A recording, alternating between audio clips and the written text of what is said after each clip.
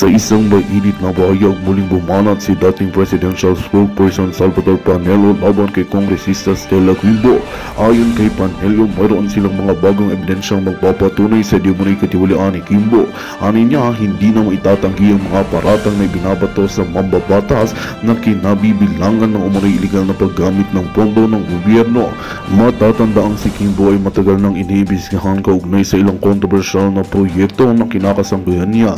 Ayon kay Panelo, ang mga bagong ebidensyang ganyang isiniwalat ay sapat upang patunayan ang pagkakasangkot ng kongresista sa mga iligal na gawain. Bagamat wala pang inilabas na detalye si Panelo ukol sa naturang ebidensya, nagbahayag siya na buong tiwala na itong magsisilbing matibay na basihan para sa mas malalim na investigasyon. Samantala, maring itinanggi ni Quimbo ang mga akusasyon at nanindigan na siya ay walang kasalanan. Ayon sa kanya, ito ay bahagi lamang ng pamumulitika at paninira laban sa kanyang pangalan. Patuloy na umaasa si Quimbo na makakakuha ng suporta ng publiko habang sumasailalim sa legal na proseso upang malinis ang kanyang pangalan. At yan nga ang balitang ating pagkakatutukan. Ngunit bagong lahat, siguraduhin mag-subscribe at i-hit ang notification bell para sa patuloy na pagtutok sa mga silip ng bagong balita sa tunay na boses ng masa.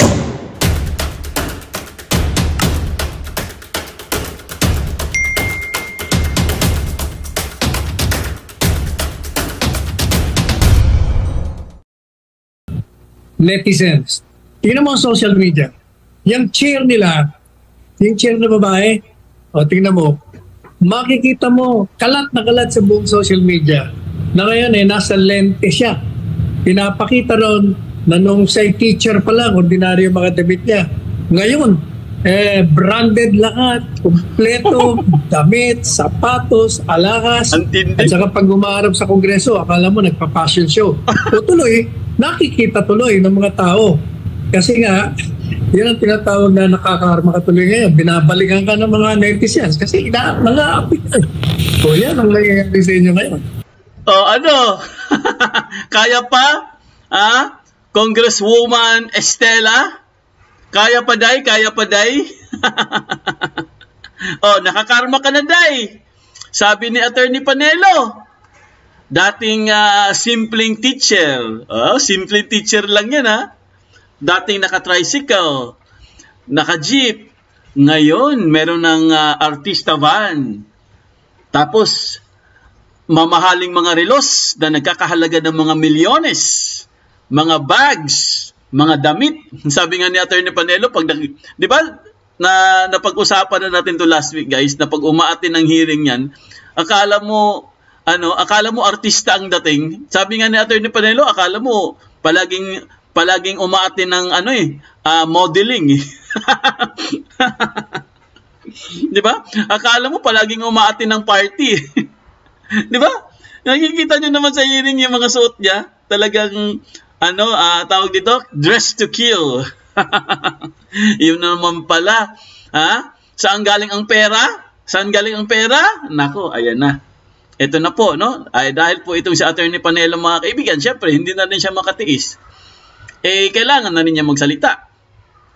Di ba kasi, wala na guys wala naman silang ibang target kung di ang ating VP Sara. Kaya po, itong si Attorney Panelo, mga kaibigan, tina-target din sila. Ayan na. Nakatawa talaga ako pag si Quimbo ang pinag-uusapan Kasi, hindi, alam nyo guys, kahit anong gawin mo, kahit balutin mo pa yung katawan mo ng mga magagarang damit, mga alahas, mga diamante, kung ano-ano pa, yung ugali mo hindi mo na pwedeng balutin Kung ano ka, yun ka talaga Di ba? Masyado ka kasing social climber, ayan. So yun po pag-uusapan natin guys, at meron tayong breaking news ito po kasinungalingan na naman ng presidential office or communication, Presidential Communication Office. Kasinungalingan nyo na naman. Nakus, ano ba yan? Puro na lang kay palpak. 'Di ba? Last week po napag-usapan din natin 'to. Kaarawan po ni Bangag at todo deny sila dahil may Duran, 'di ba? Magkano ginastos sila? 100 million. So akala nila guys, tapos na yon, no? Akala nila lusot na sila. Sige. Pero hindi nila alam mga kaibigan meron palang nag-leak. Malas talaga sila, no? Alam nyo kayo dyan, sa Presidential Office, no? Communication Office, napaka BO-BO nyo dyan. Ha? Kung magsisinungaling kayo, galingan nyo kasi. Bakit kasi nahuhuli pa kayo? Meron na namang nag-leak, mga kaibigan. May leakage po na invitation card. Sus, Manny Joseph. Napaka-malas nyo talaga. Ha? Kahit anong tago nyo sa inyong mga, kahit anong pagtatakip nyo, or kahit anong tago nyo sa mga umaalingasaw na sa mga baho nyo, umaalingasaw talaga eh. wala talagang naitatago na sikreto eh, no? Unang-una, sabi nila, it's a surprise birthday party. Ito mamaya papakita ko sa inyo para meron po tayong ebidensya. Di ba? Sabi nila yan. Hindi naman tayo nagsabi niyan eh. Ang nagsabi na surprise daw yan ang PCO or Presidential Communication Office. Hindi naman ang vlogger ang nagsabi niyan. Kayo mismo ang nagbigay ng statement sa mga post nyo. Nag-post kayo niyan eh. Di ba? Kasi nga nahuli kayo. Nabulyaso yung yung Duran Duran. Nabulyaso yung Duran Duran. Ayan, tuloy, nabukol ko yun. Nabukol ba? Ngayon mga kaibigan, akala kasi nila makakapagtago sila. Sabi ko nga sa inyo, wala po, hindi kayo magkakapagtago dahil karma is real. Karma is digital. Kahit anong tago nyo, hindi kayo makakapagtago. Kasi may nag-leak na invitation card. Kawawa kayo. Yan po pag-uusapan natin. At syempre guys, meron naman tayong good news. Dahil si Congressman Marcoleta po guys, pasok po sa Magic 12 sa survey ng senatorial race. Galing! Galing naman ni Marcoleta. Deserve. At syempre guys, si Jinggoy Estrada po mga kaibigan, kahit medyo ayaw ko kay Jinggoy, medyo galit ako kay Jinggoy, pero dito po guys, natutuwa po ako sa kanya at sumasaludo po ako kay Senator Jinggoy. Dahil ipaglalaban daw niya ang budget ng ating mahal na Vice President Sara Duterte. Kaya maraming salamat po Senator Jinggoy Estrada. Yan po mga pag-uusapan natin ngayong hapon mga kaibigan, pero bagong lahat, kung bago pa lang kayo sa aming channel, mag-subscribe na po tayo mga kaibigan. Huwag niyong kalimutan mag-comment, like at pakita notification bell para updated kayo sa aming mga bagong videos. ADF 2.0 po ang aming FB page. Follow, like, and share ng mga videos. Ayan, live na naman tayo mga kaibigan. Happy Monday po! Nako, kumusta po inyong weekend? Nakapagpahinga ba kayo guys? Nakatulog ba kayo? Nakatulog na ako, konti. Konti lang. So, yun. Eto na nga. Grabe naman yung Lunes natin. Lunes na Lunes, ganito kaagad ang issue. Matindi talaga. Ang tindi talaga itong, alam mo, itong bangag, napakasinungaling talaga itong mga to. Grabe, hindi ba kayo kinikidlatan? Di ba? Napakasinungaling po nila mga kaibigan. Grabe po. Talagang dito ko ma-confirm guys na ubod talaga sila ng kawalang hiyaan, kasinungalingan, na nahuhuli din naman sila. Mga buang, mga giatay, mga nabuang na mo. 'Di ba? Nahuhuli din naman sila. Nagsisinungaling sila, tapos nahuhuli din. Napakamalas talaga tong bangag na administrasyon na to. Kung ako sa iyo bangag, umalis ka na lang diyan. Kasi kung hindi mo babaguhin yung estilo nyo, yan, tinan mo, yung mga circles of friends mo, yan ang mapapabagsak sa iyo eh. 'Di ba? Tago kayo ng tago, nahuhuli din naman kayo. Buti na lang guys, no? Ito magpapasalamat po tayo mga kaibigan sa ating mga meron kasi mga mababait na puso guys eh. Meron kasi nakapaligid diyan kay Bangag na hindi rin nila natitiis siguro na nakikita nila at concerned sila sa bayan natin. Kaya sinusumbong nila guys. Binibigay nila sa mga nagbibigay sila ng mga source, no?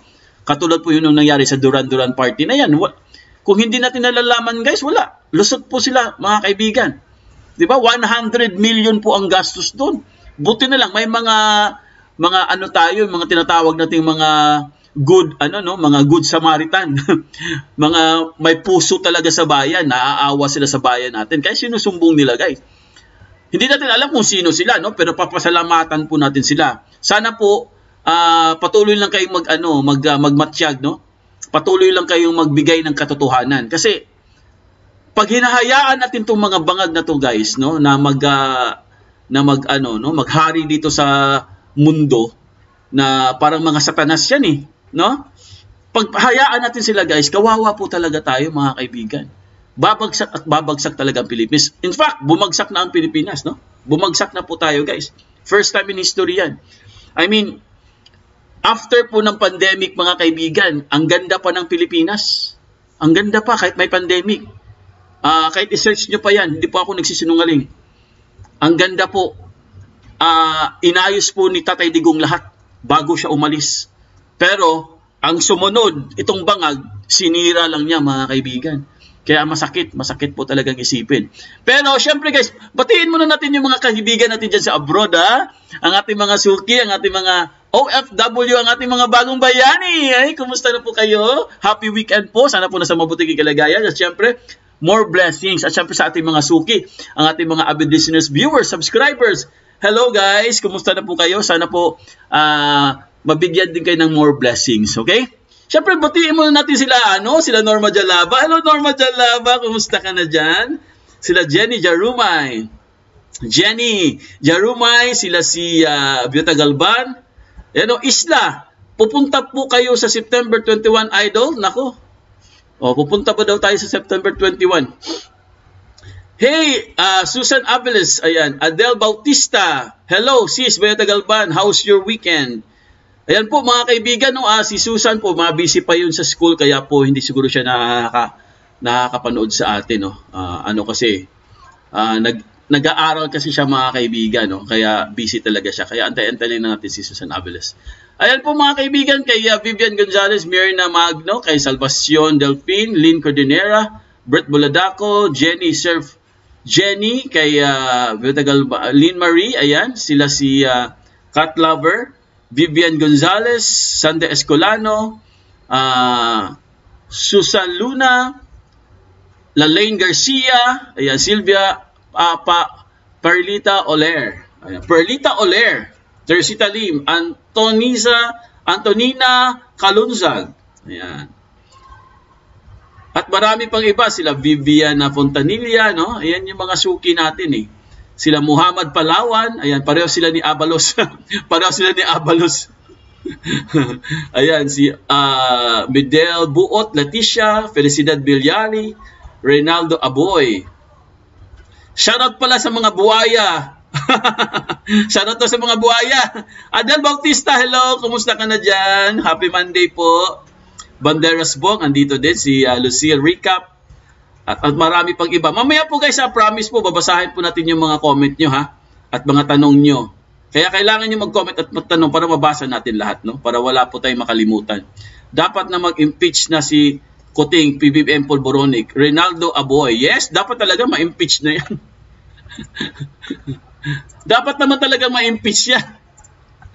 Di ba? Yun talaga ang pinaka-ano dyan. Dapat ma-impeach. Impeach is the key. Dapat talaga, yun talaga ang pinaka dyan. Kung hindi man siya ma-impeach, di ba?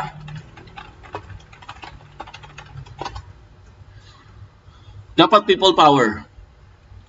Yan. Okay mga kaibigan, ito po ang una nating pag-uusapan. Hello Lynn Marie, kumusta ka na dyan? Ito yung sinasabi ko, yung leakage. Pag-usapan muna natin itong leakage. Kasi, ubod ng kasinungalingan talaga itong presidential communication. Grabe talagang kasinungalingan nila, guys. Talagang kahit yung mainstream na media, nag-post din sila, mga kaibigan. Parang hindi na po talaga nila kinaya itong si Kuting. Grabe talagang kasinungalingan itong administrasyon na itong, mga kaibigan. Ang pag-usapan natin ngayon, guys, itong nag-leak na invitation card. Ako nagulat din ako kasi nga unang-una mga kaibigan, sinabi po sa statement ng PCO. Ito pakita ko sa inyo para baka sabihin naman nila fake news tayo, no? Ito po, ito po ang statement. Ito po last week to ha. Para sigurado tayo guys. Ang sinabi dito, ito basahin natin ha. The President spent his birthday or just another busy day in the office. Sabi, in the office daw with the same dedication in his job and has marked his presidency. He traveled hundreds of kilometers to grant farmers a condonation of their debts and gifted them with a financing program with boost farm yields and farmers' income. He ordered the payment of the bills of the incurred. Yan, basta sinabi, ang sinabi sa statement mga kaibigan, na tumulong daw siya sa mga farmers, binayaran daw yung mga bills ng hospital kasi nga birthday niya, no? Pa-birthday daw niya, binuksan niya ang Malacanang para sa mga bata, sa mga bisita. Pero mga kaibigan, ang sinabi dito sa statement, ito ang pinakagrabing kasinungalingan nila. Kasi ang sinabi dito guys, sa pinakadulo, ito yung pinakadulo, basahin natin.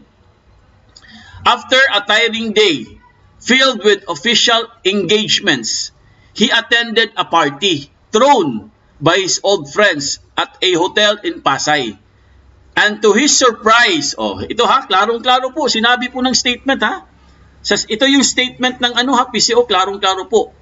To his surprise and appreciation, music was provided by Duran Duran. Klaro yan ha. Baka sabihin nyo, gumagawa-gawa lang tayo dito ng tawag dito, ng pasabog.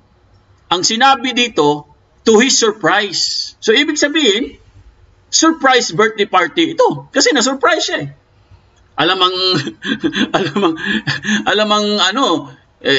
fake lang yung nung surprise siya, fake lang yun. Ibig sabihin, surprise talaga guys, hindi niya alam. Pero, kumbaga, secret nga eh, no? Secret, parang ganon. Tapos, ang hindi nila namalayan guys, meron pong nag-leak ng invitation card. Doon sila nagkamali. Ito yung pagkakamali ng kung sino mang naggumawa nito, kung sino mang ang nag-organize nitong party na to, dito kayo nagkamali. Bakit kasi pinakalat nyo ang invitation card? So, nakita tuloy. Ito po, pakita ko sa inyo ha. Unang-una, ito po ha, pakita ko lang, asan na ba yun? Wait lang guys ha. Ayan po ito po ang pinaka-card niya mga kaibigan. Ayan 67th birthday celebration, President Ferdinand R. Marcos Jr. Friday, 13th September of 2024, Marriott Hotel, Manila. Dito pa lang guys hindi na surprise yan eh. Yung sa card na yan, paano magiging surprise kung may ganyang card? Diba? Ibig sabihin, hindi siya surprise. Talagang planado siya mga kaibigan. Sa akin lang to ha, ewan ko sa inyo. Pero ang interpretation ko po mga kaibigan, kasi may card po, hindi siya surprise. Bakit po nagpakalat kayo ng mga itong card or binibigay nyo sa mga nyo? Ibig sabihin mga kaibigan, nakita na rin ito ni Bangag na meron talagang birthday celebration or meron talagang nagbigay talaga ng birthday party ang kanyang mga sinasabi nila mga old friends. Mga old friends pang sinasabi ha. Kunwari, no? So, ito ha, pakita ko sa inyo. Ito ang pinakagrabe guys. Ito po, ayan ito. Ito na po yung laman ng kanyang tawag dito, invitation card. Lakihan natin para mabasa. Okay. Ito po ang laman ng birthday card or invitation. Dear friends, we're excited to celebrate with you tonight. See? With you tonight. To keep the vibe cozy and private, we kindly ask that you skip the photos and videos during tonight's dinner. Ito ha, ito grabe to guys. Grabe po itong babala nila sa invitation. Talagang inutusan nila yung mga tao na huwag kayo mag-picture at huwag kayo mag-video during sa dinner, sa party. Huwag kayong mag-photo, bawal mag-photo at bawal mag-videos. Grabe, di ba? Doon pa lang mga kaibigan Bakit bawal mag-picture, bawal mag-video? Birthday party nga yan. Anong tinatago nyo? Pero, malas nyo lang kasi ito na nga nag-leak na yung card nyo Nag-leak na yung invitation card nyo. Ngayon, Huwag niyo akong sisihin kasi kinuha ko lang dito sa Facebook page, ha? Huwag niyo akong sisihin. Baka ipadampot niyo rin ako kasi ipapadampot daw nila sino nagpakalat nito eh. Hindi ko po pinakalat to. Kinuha ko lang din dito sa Facebook page. Kasi kailangan kong pag-usapan ito. Kasi nga, bakit mayroong invitation kung isa siyang surprise birthday party? Yun ang tanong ko dyan, no? Ngayon, ang sabi dito, if possible daw, you can leave your phone. Ha? Ito ha, basahin ko ha. If possible daw, you can leave your phone in your car. See? Kung pwede daw, iiwan nyo yung mga cellphone nyo sa kotse nyo. Ano ibig sabihin nun? Cellphone, iiwan mo sa kotse, nagpa-party-party kayo? Ibang klase itong party na to. Ano to? James Bond party?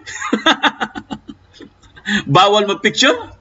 Oh. Or it is easier, you can also check it at the reception desk. Kung baka mga kaibigan, yung phone nyo daw, pwede nyo daw iiwan doon sa reception desk. Di ba may mga reception desk yan? Oh, pwede daw iiwan ang cellphone doon. Ibig sabihin, bawal talaga ang cellphone dito. Ang tanong, bakit? Ha? Bakit bawal ang cellphone? Kayong guys, kayong mag-analyze. Kasi kung ako ang tatanungin nyo, first impression ko mga kaibigan, may something dito. Sa akin lang ha, first impression ko lang ha, may something. Ito yung interpretation ko. Bakit nila iniwan ng phone? Para hindi kumalat na lavish ang ginastos nila dito mga kaibigan. Lavish party ito. 100 million pesos with Duran. May Duran pa. So kaya siguro bawal mag-cellphone, bawal mag-photo-photo, basta bawal lahat. Kaya siguro iniiwan ang mga cellphone. Yun ang tingin ko diyan kasi saan ka nakakita ng birthday party na bawal magdala ng cellphone? Oh, 'di ba dapat mag-party, dapat may picture-picture 'yan, syempre, video-video. Paano na lang yung party mo kung wala ka palang memory? Ano? Ibang klaseng party to, walang picturean, walang videohan. So, anong ibig sabihin sa video card, sa invitation card na to? Yan ang tanong ko dyan, guys. Anong ibig sabihin nito? Anong nakatago? 'Di ba? Syempre alam na natin kasi nag-leak na nga di ba? At nalaman na natin na 100 million daw ang gastos, di umano. At yung kay Duran na laos na banda ay gumastos din sila ng 50 million. O see? Kaya siguro bawal mag-picture. Sabi dito, but don't worry, we got you covered. O may ganun pa sila, don't worry, we got you covered. Our meron pala silang videographer. We'll capture all the special moments and we'll have a secure roaming photo booth strolling around so you can snap keepsake to take home. Thanks for helping us make this night extra special and intimate. We can't wait to celebrate together. See? Grabe mga kaibigan. Meron pala silang videographer at meron daw silang mga photo booth. So, wala talaga guys. Ayaw talaga nilang lumabas itong party na to. So, isa lang ibig sabihin yan. Nagsinungaling ang Presidential Communication Office. Dapat pong imbestigahan yan. Hindi po pwedeng hindi imbestigahan yan. Kasi, ano po to guys? Ano tawag dito? Delikado po itong ginagawa nila.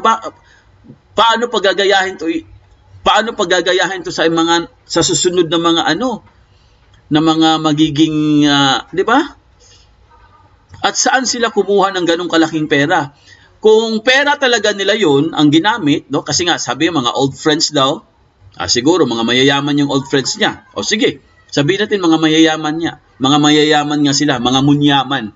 Pero ang tanong, bakit bawal mag-picture at bawal mag-video? Oh, yan ang sagutin nyo. Di ba? Yan ang sagutin nyo. Kasi, simple lang naman Di ba? Simple lang naman ang hinihingi namin Kasi sabi nyo nga sa invitation, nakalagay talaga dyan, nakasulat, babala, kumbaga parang warning yan Bago ka pumasok dun sa venue, sa party venue, kailangan wala ka munang cellphone kasi pag may cellphone ka, hindi ka makakapasok. Di ba? Ganun. Di ba? Parang ganun yan eh. So, yun yung question ko doon. Yun yung pinaka-question ko doon. Kasi ako guys, di ba sinabi ko nga sa inyo last week, na pag-usapan na natin to, wala pa akong pakialam dyan. Kung sino man ang gumastos dyan, kung sino man yung padrino nyo dyan, kung sino man yung Poncio Pilato, yung pinakamayamang Poncio Pilato dyan, na nagpa-party sa kanya, wala akong pakialam dyan guys. Pera nila yan. Sige, gastusin nyo. Gusto nyo, ubusin nyo pa eh. Ang sa akin lang mga kaibigan, dahil may lumabas na po na invitation card at totoo pala talagang merong party at bakit po kailangan sikreto, walang photo, walang video. Ngayon ko lang naintindihan. Ngayon ko lang talaga na realize na meron talagang something. Meron po silang tinatago mga kaibigan. Kung ano man yun, yan nga, unti-unti nang lumalabas. Dahil nga, syempre, 100 million eh. 100 million party. Eh, syempre, pag kumalat yan,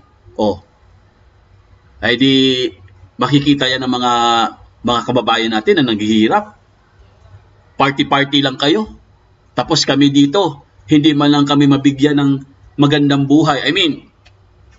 Para sa akin lang naman to guys, no? Pero syempre, may mga mahihirap tayo ng mga kababayan eh.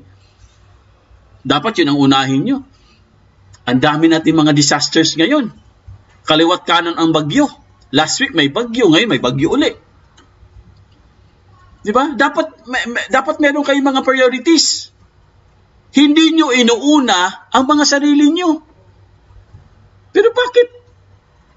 Bakit nyo inuuna yung mga sarili nyo, mga interest? Gusto nyo sumaya kayo? Sige, magsaya kayo kung gusto nyo. Pero ganyan ka extravagant na party? Ang buhay ngayon guys, napakahirap. Bagsak ang Pilipinas.